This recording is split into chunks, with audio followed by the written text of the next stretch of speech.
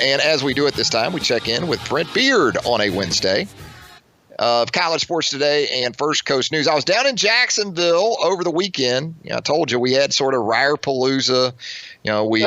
We forced Pops into some family events, which he always just cherishes, holds near and dear to his heart. And we got to catch our guy, Brent Beaird, Sunday night on First Coast News down there. Brent, that was a very, very informative and fun segment with you late night Sunday. I enjoyed it. And Trav, you appreciate this along the theme of the day.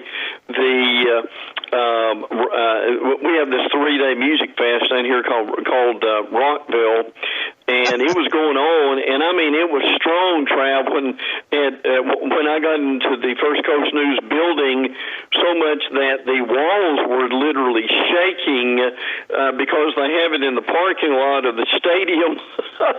Which, as you know, is across the street from the station. So that was rather amusing. As we were doing the show, we could turn to hear the music. But I enjoyed doing that, and we covered Florida State, Georgia, and Miami in some things that they need to deal with over the summer. And do always want to get in that we're basically about and I may have one when we're talking next Wednesday, but College Football Magazines came out a year ago on May the 17th, Trav. So we're getting close to that date again. Yeah, it's almost with Brent, there'll be an announcement, almost like the royal family for the latest royal baby, that we've seen here in the last few days. There will be trumpets playing and things like that. And then you'll hear a formal announcement from Brent Beaird, the town crier, when it comes to the release of those college football mags that he holds near and dear to his heart. Brent, as we bring you in here, playoff discussion has been talked about. I know Dennis Dodd has mentioned or written in the last few days at the last CFP meeting. I guess that was last week. Right. There was some substantive discussions about possibly expanding the college football playoff. What did you take from all that? Well, at least it's gotten into the room. Now, I still think you probably got Greg Sankey, who is downplaying it, but I mean, when your league would have a chance if they expand to 8 to not have just 1 but 2, or some years maybe even more, teams from the SEC into the playoffs. For a guy who wants to see an expansion to 8, I was at least glad to see that they were discussing it. And look, he had a second tweet that also said from a source in the room that regardless of when it's going to be, they might as well go ahead and start talking about it. Now, guys like Jim Delaney, who is the commissioner of the Big Ten, who is basically retiring in the next few months, I think Delaney would like to see part of his legacy, and we would never believe this years ago, but things have changed because he can't get any teams from his conference in there. But I think he would like to see his legacy be that he had something to do with expansion. So I will be very interested to see, Trav, say from a year from now, when we are in 2020, if that may not be some kind of a sole announcement that would have Jim Delaney's fingerprints on it by then. So what's the biggest obstacle right now? Is it the existing TV deal? I mean, is that kind of what is going to force the sort of hold up in this thing going from 4 to 8, Brent? I think that's a lot of it. I think there's a lot of tentacles in here with the TV deal. And I think also you've got some of these bowl deals. But see, all this stuff basically comes up for grabs in a few years. And you being the astute business person that you are, also understand that you don't start negotiating these things when these contracts end. You start a bit before that time. And Trav, the thing that I keep hearing is to also look at is not only do you have the playoffs up for grabs, but at that point, and look, it's going to be here before we turn around. At that point is when you may have probably another round of expansion. So what does that mean? I think it means the future of Oklahoma and Texas, and I think it also means, and also hearing that instead of your Power 5 conferences, that it may be more of a Power 4 at that point when all this stuff is morphed together. So, Trav, can you see some real changes on the horizon coming up within about 5 years? I know you're hopeful of it, Brent. I got to ask you, though. I know you like 8 moving forward, but will that be enough for Brent Beaird? I mean, ultimately, how many do we have to have? I'll be happy with 8. I mean, and the reason that I would like to see 8 is it would get every represented, the conference represented, and then you would have probably 3 wild card teams, and I've said this for years now, and for your listeners, it's not an issue right now, but there's going to come a time where Alabama would really benefit from more than 4 so that they could just get in. So that day, it may not be anytime soon with them being in the Final 4 every year virtually, but I think that's what's going to happen. But that's what I want to see as much as anything else. It just having everybody at least have access to it where now they don't. Well, it could come as soon for Alabama as 2020. When Georgia comes on the schedule, Tua goes to the NFL, if that happens as expected. Jerry Jeudy and a couple of 3 other underclassmen make their way to the NFL. An expanded format may be beneficial to Alabama in 2020. Not going to happen that soon, but that sort of goes back to the point that you were making there, it being a possible need for Alabama at some point down the road. Now, Brent, it is that time of year. It's early May. We need narratives, right, to take us through the summer months, to take us through the dog days of the college football offseason. And it appears that we're going to have to suffer through this sort of Clemson v. Alabama matchup. Whether it's Clemson has surpassed Alabama as the top program in college football. Dabo Swinney is the top coach in college football now, ahead of Nick Saban.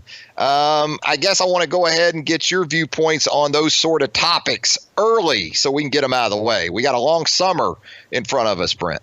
Yeah, and I think at CBS, sports has this tier situation where you've got Saban and Swinney, and then you've got with them Smart, and there may be a couple of others with there too. But Trev, I still say, I tell you, the third one in there was Jimbo Fisher.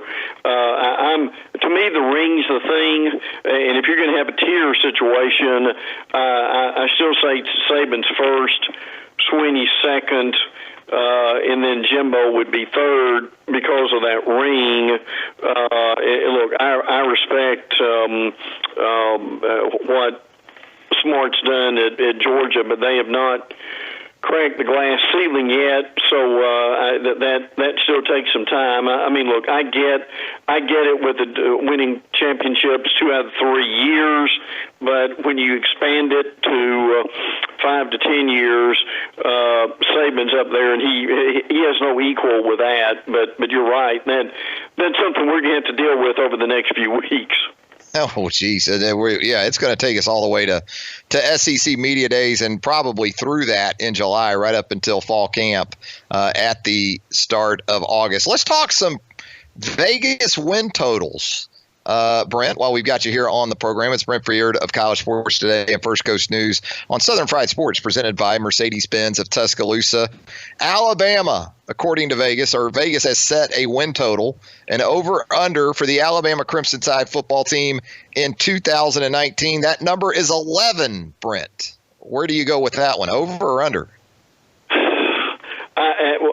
I would say with this, with their schedule and the 2 bye weeks, I would almost go over with that. I mean, obviously it's obvious the committee is going to give you a mulligan to have one, but so I'm early on at this point. I think I would take the. I think I'd over maybe stretch that to 12. Yeah, I think 11 looks pretty easy right now. Probably too easy because you're sitting here in May when everybody's healthy. You haven't had any adversity hit your team, obviously, as of this point. But with that offensive firepower, the road game set up okay, Brent, at South Carolina, at A&M, at Mississippi State, at Auburn. There's a couple in there that are touch and go. The good news is there's no back-to-backs in that group. Yeah, as you said, you got a couple of bye weeks this year. That should prove beneficial. Yeah. And again, I think what's going to be more interesting for Alabama, Brent, is looking ahead a year to 2020 and what that number will be. When you talk about early departures in Georgia coming to Tuscaloosa in the regular season, you flip the road games. You go to LSU. You go to Tennessee. That's the number, right? That might be 10. Something like that. I mean, it's been pretty much 10.5 or 11, it seems like, for a decade now for Alabama. Yeah, no doubt. And obviously a new quarterback probably to go along with that. But I think the thing that helps them this year will be the defense being better, and I think that will carry over. And a lot of these freshmen are going to play, so they'll be experienced by that time too, which will help. But the other thing you've got too, Trav, is by 2020 will Brent Venables and Clemson have rebuilt that defensive line that they lost so many guys to during that point. But I think as far as this year, my concern for Alabama is, again, and Saban's alluded to this, can they get out of that November swoon to where by the time that it almost seemed like they peak in September and October, and then that they get into the really the meat of the schedule, and it takes its toll on them. What does he do with that? Do they lay off of hitting a little bit? Does he go about it in a different way to have them more ready to play? That to me is going to be the fascination for this year. The bye week before A&M will help them immensely. So that will be my big thing. Will be the latter part of the schedule. How will that compare to the last 2 or 3 years? Yeah, and he's tried to build sort of bye weeks into the schedule, even in years where there's only been one bye week. The perception that Alabama basically is gangs of New York at the 5 points every day in practice is so inaccurate. Nick Saban, since he's been at Alabama, has been a proponent of less is more when it comes to full tackling and all those things. They get after it. They practice with tempo. I would say that. I would say the tempo of an Alabama practice is probably the most demanding aspect of it. But you don't have guys out there with tritons and knives and nunchucks, every day going at it, as you would be led to believe by a lot of people who don't know what the hell they're talking about. But the same question for win totals for this season. How about Auburn at 8? I think that's a really interesting number. And look, with their schedule, I think that's realistic, especially coming on with whoever the quarterback's going to be will be fascinating. So, and obviously, to me, the Oregon game's a toss-up, and then we know about a lot of the rest of the schedule coming to Gainesville. I mean, Trail, to me with Auburn, I mean, we know where the big landmines are, but see, the thing with them could be if they're still trying to figure this quarterback situation out, could they end up getting snake bit along the way I mean, just pick one, an Ole Miss, Mississippi State, Arkansas, or somebody that they're not even really looking for, with their eyes on the bigger fish. Could they get bit by somebody else? Yeah, Oregon, at A&M, at Florida, at LSU, Georgia, and Alabama. So that's 6 preseason top 15 type teams on the schedule for the Tigers. And I think this one might be determined before the end of September, this 8 total. Because if you get by Oregon and A&M, you're looking at potentially a 5-0 start. You are looking at a 5-0 start, I think. So even if you split Oregon and A&M, you still got a good shot at the 8.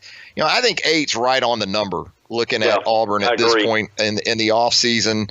But if you drop both Oregon and A&M before you get out of September and you still have Florida, LSU, Georgia, and Alabama, well, then 6-6 comes into play potentially for the Auburn Tigers. Hey, Brent, we got a roll on this Wednesday as always. Great conversation. Really enjoy you being here. Great input, and we'll look forward to doing it again next week. Me too, pal. Take care.